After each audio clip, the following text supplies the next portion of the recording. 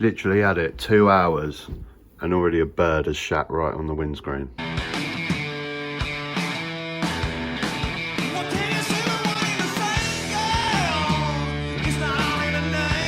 After 4 months, about 2 weeks of paperwork, having mine and my neighbour's drive dug up to get the charger installed, my new van is finally here.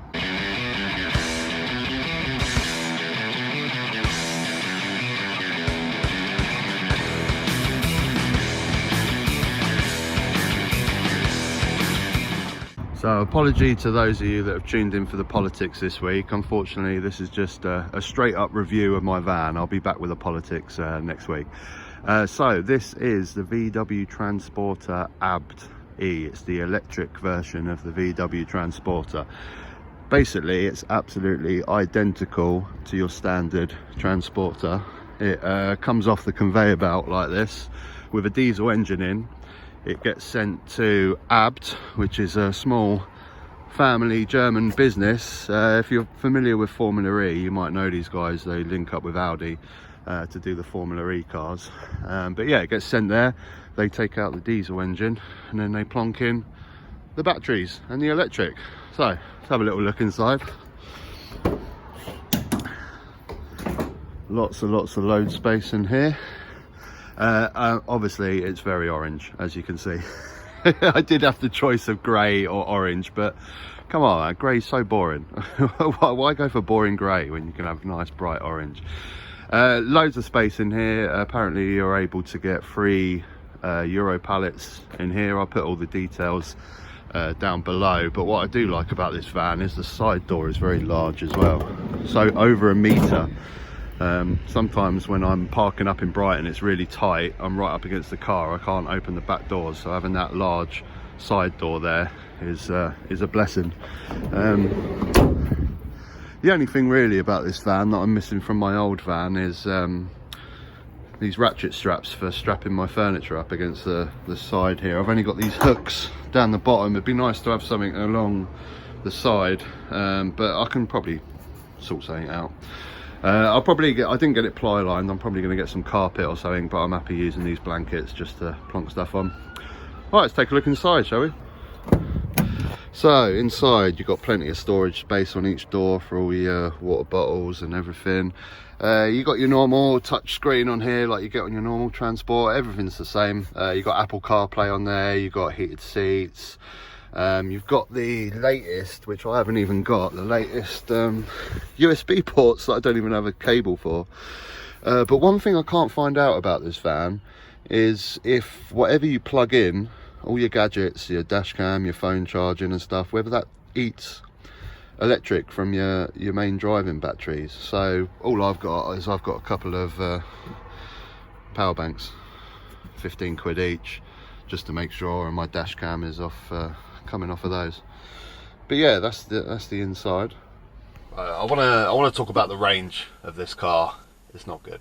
It's not good. 82 miles is the range. So for most van drivers, this van is not going to suit. I'll go over a few things what I recommend about this van if you're thinking of getting it. First of all, don't buy it.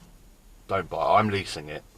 Lease it for a couple of years, great, but don't buy this van. It's 50 grand, and in 2 to 5 years time, 82 miles range, no one's going to buy it second hand. I think you're wasting your money if you buy it. Secondly, if you do lots of motorway driving, don't buy this van. Motorway driving eats away at the battery. If you're driving out of your area, if you're driving Kent, Surrey to do jobs here and there, don't buy this van. This van is very specific to people like me that do work like I do. I live in the city centre in Brighton. I deliver 80% of my jobs in the city centre of Brighton, which is a 10 to 15 mile radius. I do jobs out of that area to Eastbourne, Crawley, Chichester, Worthing, but as long as I plan my day well, it's fine. If I do a long trip and I can get back and I can charge, it's all good. But I'm a very specific type of van driver that this van completely suits. I very rarely do over 50 miles in a day, so it's perfect for me. The reason that I got this instead of a van that has larger range, the other vans out there can do 200 miles range, is it's so much more cheaper. It's a lot cheaper for that reason. It only does 82 miles. I'm leasing this for £200 a month. I think the price has fluctuated up and down a bit, but compared to the other vans, they're leasing for about 400 a month, and it's not beneficial for me. I mean, the main reason that I ended up getting this van, environmental issues are great also, of course, but it's saving me money. In my diesel Transit, I used to spend between £300 and £400 on diesel a month. It was an old Transit, it had problems. Usually once a year I'd have to change something, the clutch, the turbo I had to change before, the exhaust will probably be going at some point. So it's cheaper for me to lease this for £200 a month and spend £50 to £70 on electric, so £270 a month compared to £300-400 on diesel. It was a no-brainer for me. But yeah, that range is really important. If you're thinking about buying this van, you have to have a job where you're not doing more than 50 miles a day average.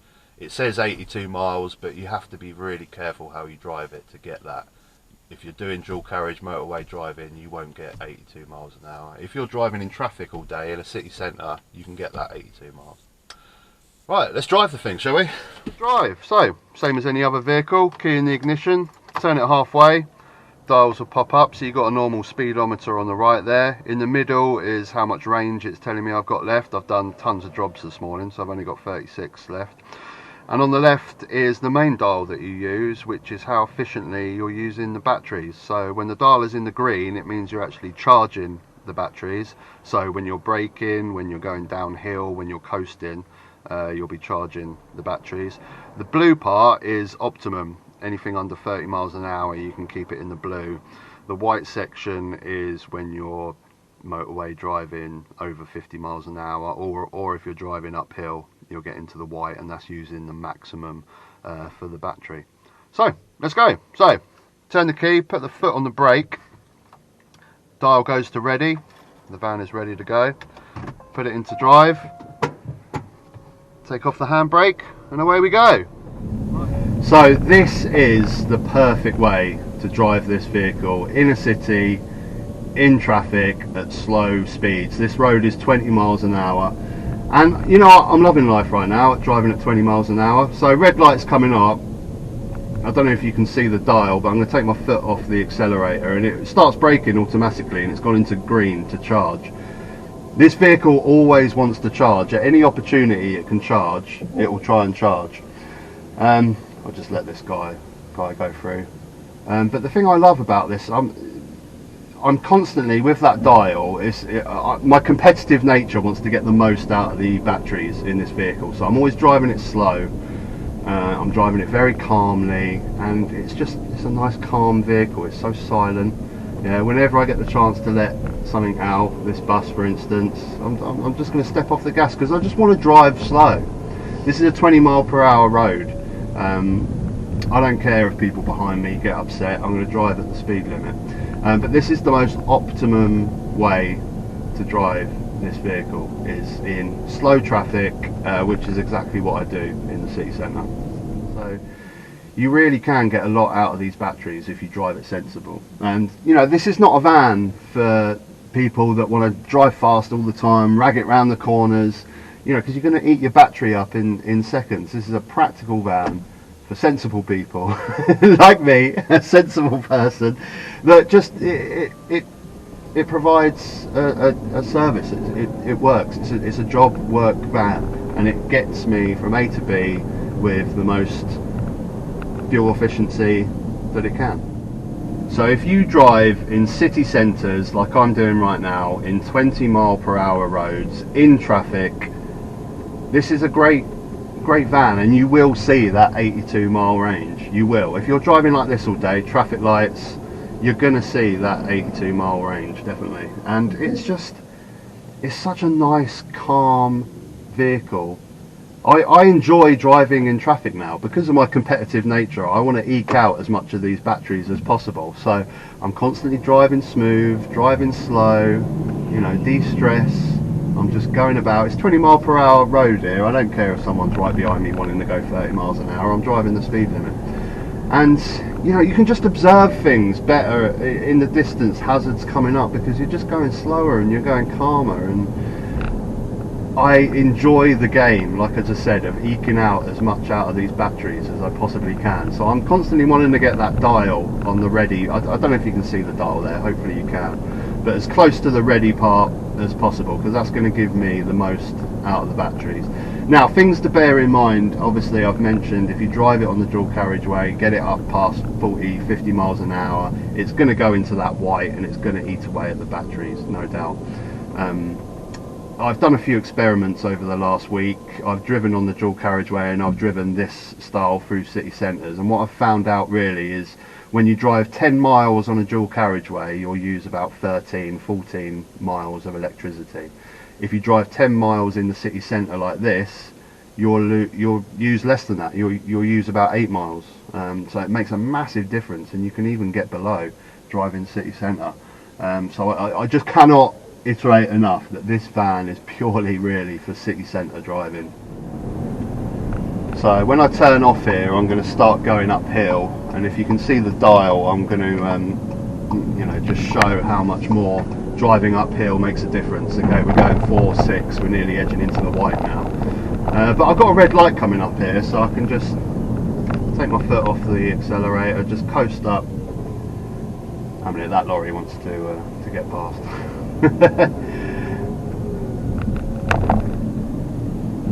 But I just enjoy driving this van so much.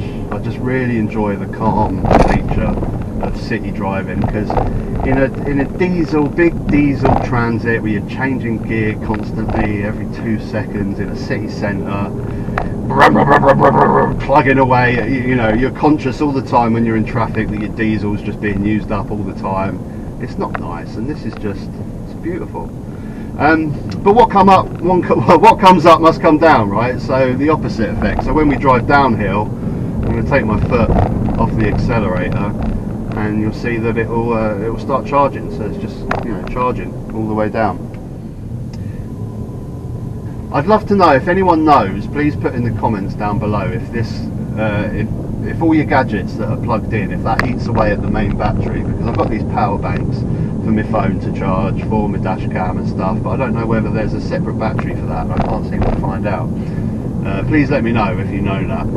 But all the other mod cons that I forgot to mention, obviously I said about the heated seats and Apple CarPlay. I haven't linked it up yet because I need to link it up with that cable to my phone, but I don't actually have that cable. But it's got all the cameras at the back, you know, your parking sensors, all that stuff. It's got I don't know what the official term is, but I'll call it accident auto brake. If you're not concentrating and you get too close to the vehicle in front, it will brake automatically. All that sort of good safety stuff. So yeah, I'm going to drive home now and we'll talk about charging. Okay, so charging. I've just pulled up at home, and this is a VW, so I have to take note of exactly how much range I've got left. So it's telling me 32 miles. I'll get to that in a minute why I have to do that. So I have to remember I've got 32 miles. So let's charge it.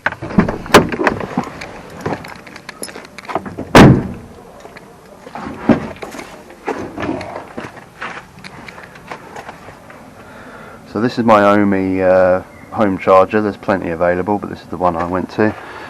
Just press the button at the top, that releases it. Unravel that. Now, where you'd normally find your petrol cap is where my charge point is. So you need to open the passenger door, open up the pod, and you've got 2 charge points there. This one will do like a normal home plug, but this is the one I want. And then if you want to use a rapid charger when you're out and about, it will take both of those.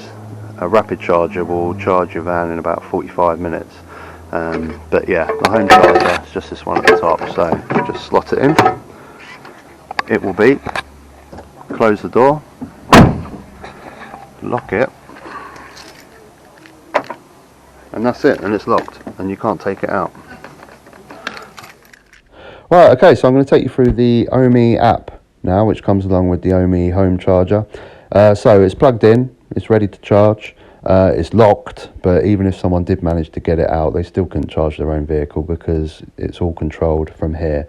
Now, I said when I was in the van that I had to take note of how much was left of the range in my vehicle because it's a VW. If you happen to have any of these make cars, your car will talk to the charger and it will tell the charger how much range you've got left and how much it needs to fill up, but mine is a VW and it doesn't do that. It's not really too much of a pain, so I just have to do it manually.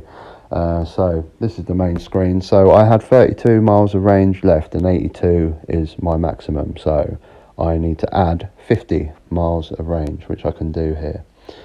So if you have one of those other makes, you just put it at 100% charge each time and it will understand. So I just have to do it manually. Now, the beautiful thing about this app is it's very, very clever. And down the bottom there, you'll see that it's plugged in, but it's not going to start charging till 1 o'clock in the morning, because that's when the electricity is at its cheapest. Obviously, you can change that. If you've been driving during the day, you've come back, you need to charge it straight away as fast as possible, you can change that. But this is what I have every day, so it all, in settings, you can basically pick all these options. So I've got optimize for battery life, so it's not going to charge it really, really fast. I'm going to put on save money, so it's going to charge it when the tariff is at its lowest cost. So you put in your tariff, so I'm on like EDF Energy, so I put in the tariff from EDF Energy and it works out when the cheapest time is to charge.